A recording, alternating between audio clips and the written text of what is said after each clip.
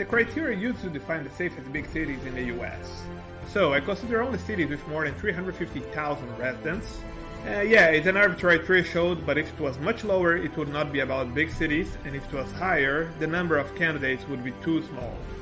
And the indicators considered were murder rate per 100,000 people, rape rate per 100,000 people, robbery rate for 100,000 people, aggravated assault, and the fact that all of them are calculated by 100,000 people guarantees a fair comparison between cities of distinct sizes.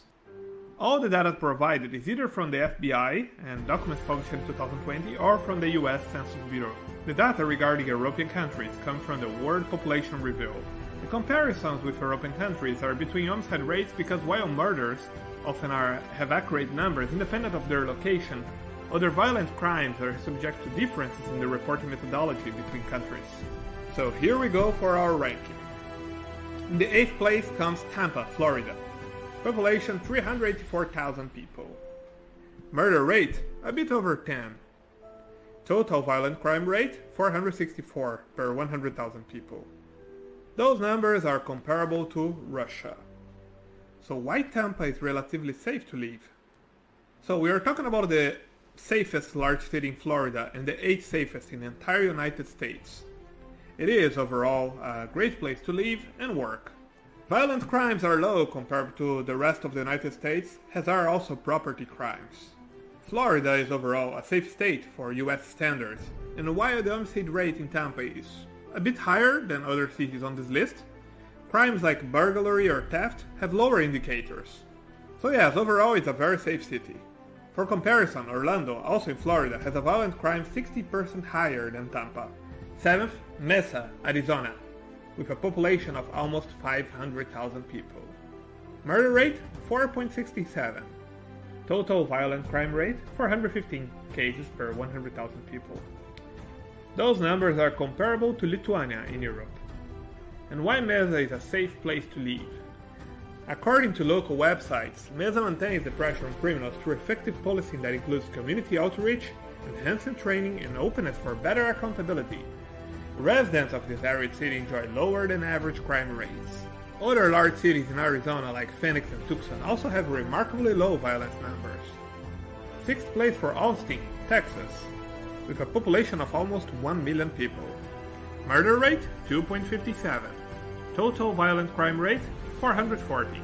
Numbers comparable to Hungary. And why Austin is a safe place to live?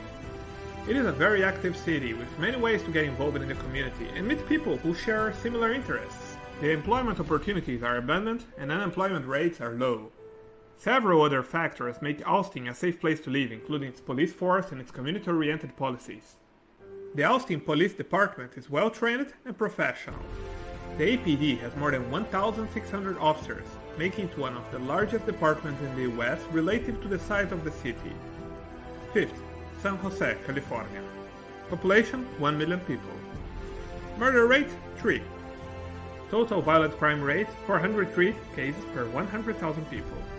And again, numbers also comparable to Hungary. San Jose has a diverse economy that includes companies in advertising, biotechnology, computers, and electronic equipment manufacturing, food processing and packaging, like canned fruit, healthcare services, hospitality management, insurance, medical technology, and software development. This economical diversity helps to protect the city from economic downturns that lately are affecting more and more often the Californian cities. That explains why the unemployment rate in San Jose is among the lowest in entire California. The San Jose Police Department works hard to keep crime rates low through community policing and strategic enforcement techniques. They work with community groups like the Citizens Police Academy and Citizen Patrol to engage citizens and create a safer place for everyone to live or visit. 4th, El Paso, Texas. Population 688,000 inhabitants. Murder rate 2.76. Total violent crime rate 378 cases per 100,000 people. And one more city that is comparable to Hungary in Europe. El Paso is consistently ranked among US cities with low crime rates because it has a large population of families and retirees who are attracted by the city's affordable housing and high quality of life. Yeah, you read it correctly, affordable housing. Despite its good quality of life, El Paso frequently tops the ranking of the most affordable homes in the US.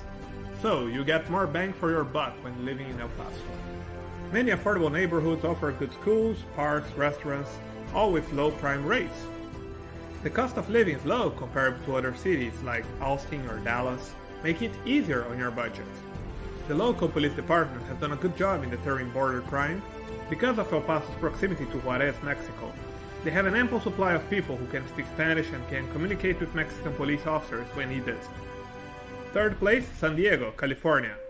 Population 1,400,000 people. Murder rate 2.46.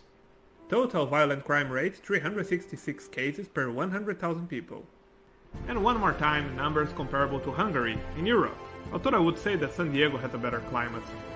The overall crime rate in San Diego is extremely low for American standards. Many areas have a crime rate close to zero, meaning almost no crime has been committed there in recent years.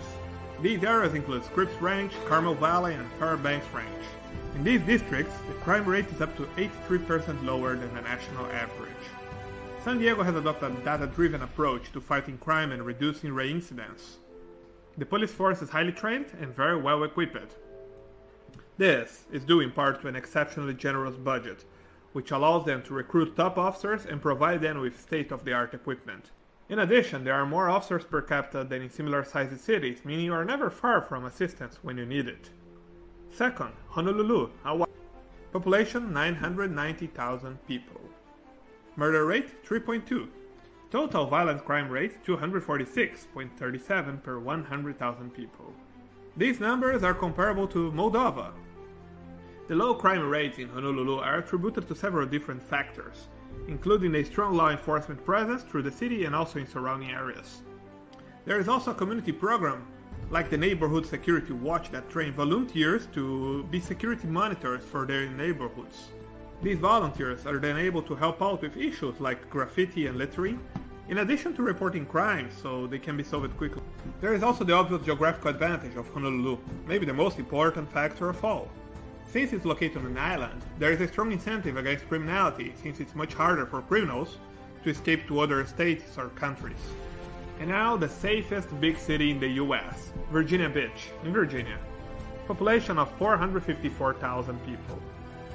And a murder rate of only 3. Total violent crime rate 137 cases per 100,000 people. And that is low. That is very low.